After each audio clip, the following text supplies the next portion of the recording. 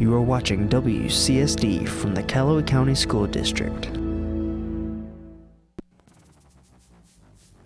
The Laker Band made history this past weekend. Today on LakerTV, we'll get the full story. Meanwhile, FBLA prepares for their superhero breakfast tomorrow, and we'll take a look at why you'll be getting an extra hour's sleep this weekend. All that and more on this week's episode of LakerTV.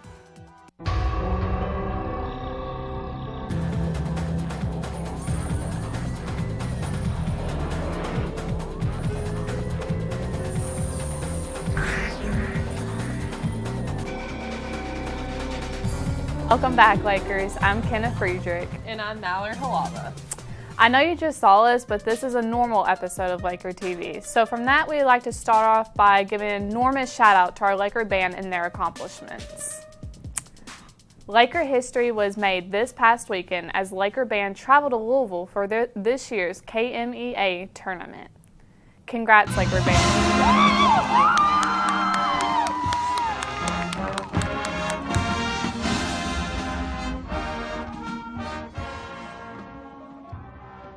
Last Friday, while everyone else was out of school over the water fiasco, the band kids were still busily preparing for the biggest part of the season. Because of poor scores at regionals, the band was pessimistic going into semifinals. Based on the results we had in our quarterfinals, we got put in a very bad draw. We went on 6th out of 16 at semifinals, and to come up from going on 6th to making 3rd in the state is almost impossible. The band performed Saturday morning at 12:15 a.m., and many seniors believed that that was going to be their very last performance. But they were shocked when it came to the announcement of the Final Four. When I first heard Callaway being called, I almost didn't think that they actually said Callaway. I had to turn around and ask, and then I went up and gave my salute. It was almost too unreal to believe at first, you know? It was pretty crazy. For the first time since 2008 and the 6th time in school history, Callaway was in the Final Four and was to perform at the biggest football stadium in Kentucky. The band performed again at 8:15 that same night and came out in 4th place in the state in the 3A division. Congratulations, Laker Band.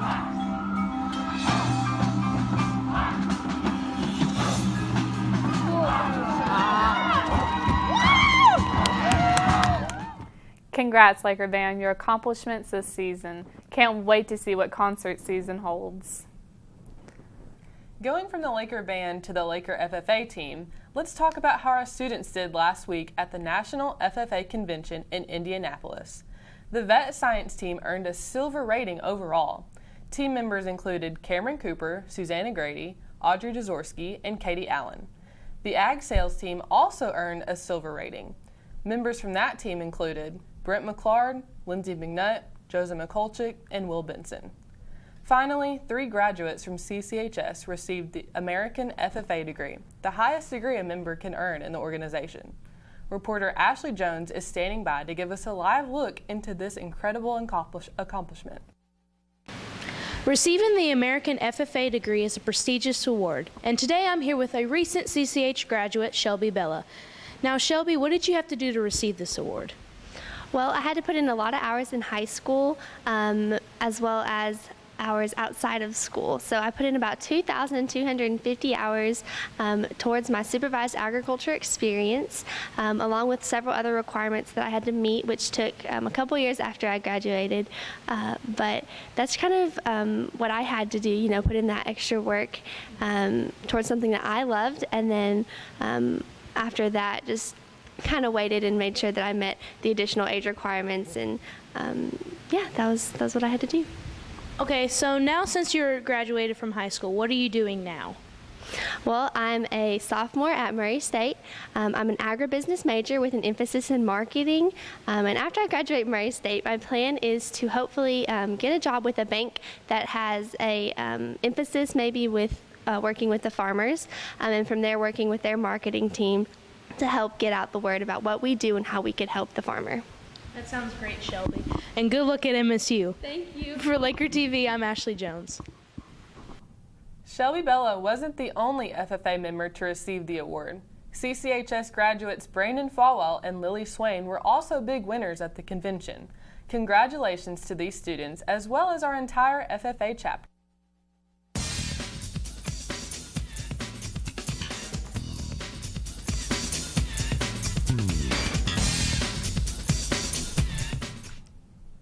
Imagine this, students dressed up as Batman and Moana. No, I'm not talking about Halloween. I'm talking about FBLA's annual Princess and Superhero Breakfast that will be happening tomorrow morning. We have reporter Racelyn Morris standing by for more information on tomorrow's magical morning. Thanks, guys. So I'm here with Jake Hunter, who's going to be Batman this Saturday. So, Jake, what do you think makes the breakfast such a huge success? It's really good because FBLA does a really good job of marketing the Princess Superhero Breakfast. They do a really good job of advertising it on a lot of social media platforms. There's lots of flyers and handouts that I think that make the Princess Superhero Breakfast known to a lot of people, and I think it's a lot of fun for young kids. And a lot of families trust us, and they think that what we do and what we do with these kids is really beneficial to them. So I think that's why it's probably the most successful thing that we do as FBLA. What do you personally enjoy out of this? It's a lot of fun. You know, it's a lot of work. It's 2 straight hours of being in costume, so you're obviously going to be really sweaty and tired. But seeing the kids actually think that you're these superheroes or these people that they've looked up to and watched TV shows about all their lives is really fun because you get to see the excitement in their eyes when they see their favorite superhero, or the girls, you know, get to paint their nails with Cinderella or something like that. It's really exciting to see those kids get in the moment and be excited about that. And that's probably my favorite part, I'd say. Lastly, can you tell us when, where, and how much it will cost? Yeah, so it's going to be at Calloway. It's going to be here at the high school this Saturday, whatever this Saturday is, the day, from 9 to 11. It's going to be $10 for kids to get in. So make sure that you guys come between 9 and 11. Don't try and show up like 10:30 or 10:45. You can, but it's going to be there's when most of the people are going to come, so you're going to get swamped. Try and get there as early as you can. It's going to take a little bit, so there's lots of booths. It's full in the front commons area and in the main hall from Miss Weatherington's room to Miss Stacy Lee's room. So bring your friends, bring your siblings and your younger friends that you have. It's going to be a lot of fun. Well, thanks, Batman. And I hope you guys have a good superhero and princess breakfast. For LakerTV, I'm Racelyn Morris. Over the past year or so, we've gotten to know our foreign exchange students. Today we like to introduce this outgoing, effervescent, and brazen student, Juan Valderruten. Hey. Hello, my name is Juan Camilo Valderruten. I'm from Colombia. I'm 18 and happy to study here.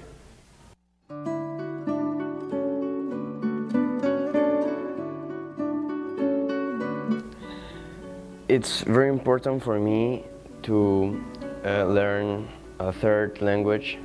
So I speak Spanish, French, and I came here to improve my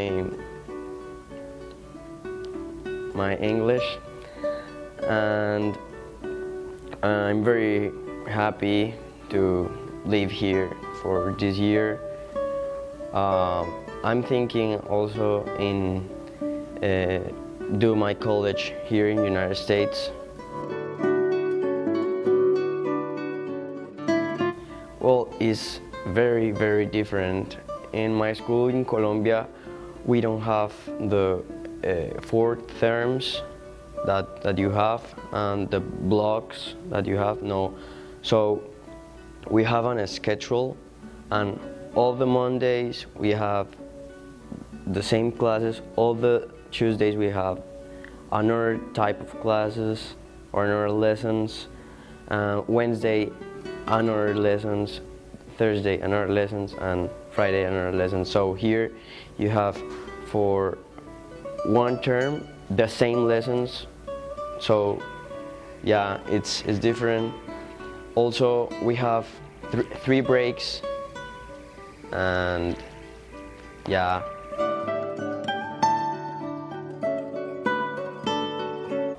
I'm not very homesick. Sometimes I miss my friends and my family, but I'm okay here. My family here is very nice, so I feel like at home. So yeah, it's not a big problem for me. I think it's pretty cool that we have so many international students in our building. It's a great way to learn about our cultures firsthand. And speaking of other cultures, we're about to see some pretty bizarre characters in the latest Laker TV short coming up next. Also, still to come, why we'll be rolling our clocks back this weekend and more weird news with Chesley. Stick around, Lakers. Hey, what are you doing? I'm going to Narnia. Okay. Okay.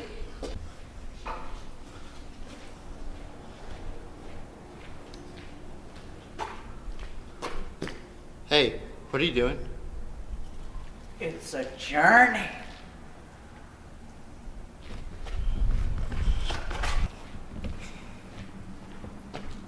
Now what are you doing? I'm watching Looney Tunes. But that's Fazoli's. It's a commercial. See? Hey. Hey, you. Hey, you. What? What are you doing? I'm going home where the buffalo roam.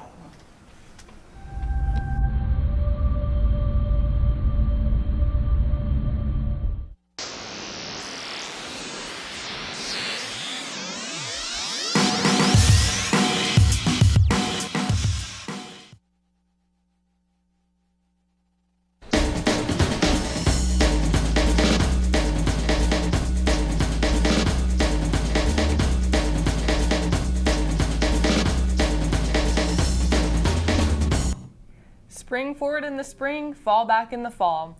This Saturday night, we will be rolling our clocks back and gaining an hour of precious sleep. Reporters Elena Williams and Kevin Robertson take a look at the transition from CDT to CST. Most of us are aware that we're gaining an extra hour of sleep, but courtesy of the History Channel, here are some fun facts about the origin of daylight saving time. 1. It's daylight saving time, not daylight savings time. 2. Germany was the first country to enact daylight saving time back in 1916. Contrary to popular belief, American farmers did not lobby for daylight saving time to have more time to work in the fields. But what we really want to know is, how is the rolling the clock back an hour this weekend going to affect you? It affect me in any way, to be honest, so I don't have an opinion about it. My day-to-day, it honestly doesn't affect me because once my alarm goes off, it takes like 6 times for it to go off for me to actually wake up anyways, and then I just go to school, so it doesn't affect me any. I get more sleep and I'll be less grumpy, and everybody else in the whole school will be less grumpy, and hopefully everybody will have a nice day. Chesley Nance is back with your weird news containing jump scares in the lovely world of being petty. Sadly, I only have 2 stories for you guys today, and they both involve stupidity. And a museum in Washington, D.C. features a video of a shark attack with a sign that says, "Touch at your own risk." Some people have taken this challenge and recorded themselves touching the screen. Let's just say they were on their butts at the end. Above the earth, 50 globes, each releasing its nerve gas, each capable of killing 100 million people. Seeing the drug yourself, a difference in the electricity which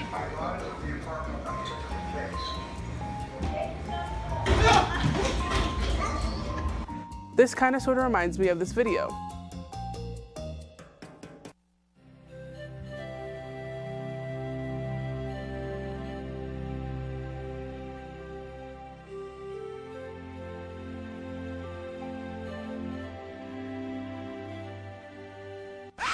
And if you've never seen this video, it makes me sad, because it's legendary.